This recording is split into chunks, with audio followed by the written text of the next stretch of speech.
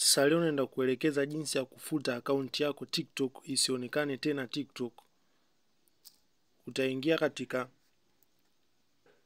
TikTok yako, katika akaunti yako.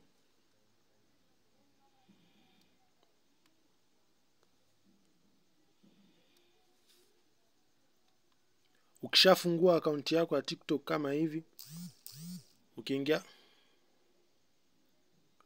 ukiingia kwenye profile yako, utakuja hapa juu kwenye vinukta vitatu. Kisha utaenda setting and privacy. Utakuja hapa palipoandikwa account.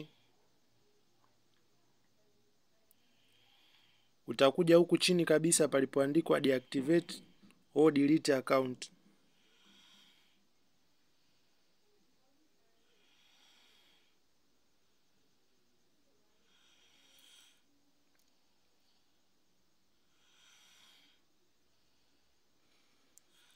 Itakuletea hapo delete or deactivate.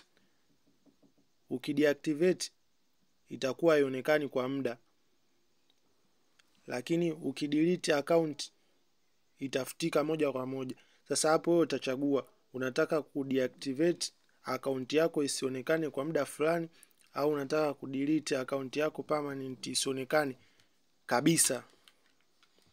Sasa kama umependa video yetu hii, usahau follow hapo au kushare.